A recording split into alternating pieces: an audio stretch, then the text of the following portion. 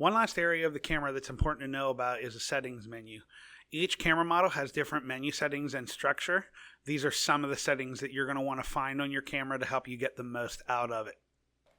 The first setting that will be important for you to learn about on your camera is how to format your memory card. When you get a new SD card, or if you've uploaded your images to the cloud and they're safe and you want to format the card, that'll save you time in going through and deleting all of the pictures one at a time. So what you're going to end up doing is you're going to hit the menu button down here at the bottom on the right side. When the menu comes up, if you use the left or right key, will move you through the different menus. You're looking for the first yellow menu, and you'll see halfway up the list is Format Memory Card. Format Memory Card. You can just do a low-level format, that's fine, and then hit OK. It will go through, and when it's done, if I were to go and hit my image review, it'll tell me there's no images, card is clear, and you're ready to take more pictures. So the rest of the settings we need to work with your Canon camera, you're going to get to this menu. And to get to this menu, if the screen shuts off, you hit the Q button. Then you hit the Q button again, and it'll highlight. That means you're in, and you can move these keys to move around to what you want it to do. So we're going to look at several of these, and we'll start down here at the bottom with your image quality. That's how big your files are going to be, and we want that to be on the largest, so that's the first large symbol there. To select it, you just hit the set button with your thumb, and that we want them to be the whole way up at the highest they can be.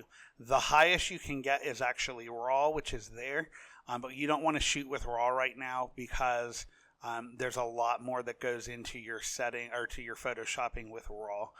But if that's something you're interested in, we can talk about that. Next thing we want to look at is your white balance. So in the Canons, these are kind of all over. So we'll be bouncing around this menu. You want to see AWB there. That's automatic white balance, or what Canon calls auto ambience priority.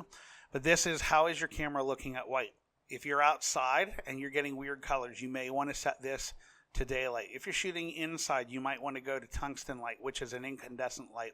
Or you may be here at school photographing under fluorescent. That will change your colors, the white balance setting. But for the most part, your auto white balance is going to do what you need it to do, so you shouldn't need to be set on anything else. The next setting we'll look at is up here in the upper right corner, and that's your ISO. It's how sensitive your camera is going to be in this situation. So if you're outside, you want to go with a lower ISO, 100 or 200, because you have a ton of light. That'll give you a slightly higher quality image. If you're inside or like a cloudy day outside and you've got pretty good lighting in either of those places, 400 is kind of the universal. And if it pops out of your menu like that, just hit the Q button again. It'll go right back to where you were. If I'm in a lower light situation, I'm going to go way higher, like 1600, 3200, 6400. But that would be like inside low light. Will give you decent pictures. The higher you make that number, the more noise it will have, which means it's going to have dots and such on it that some people don't like. So that's where if you're in a low light situation, you don't want to go super high ISO, you could use a tripod for that.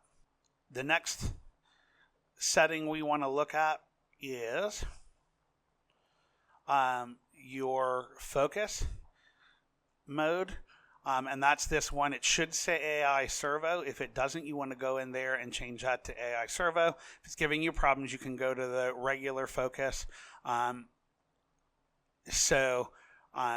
switch back and forth. You can read more about that. But for most part, you're going to want to be on AI Servo. That just means it's going to keep focusing all the time.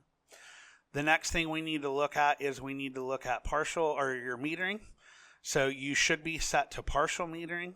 But just to sort of give you an idea, this is average. It's looking at the whole picture. This is center weighted, and this is evaluative. We want to go with center or partial metering because we want it to do that center and pay attention to where the center of the camera is.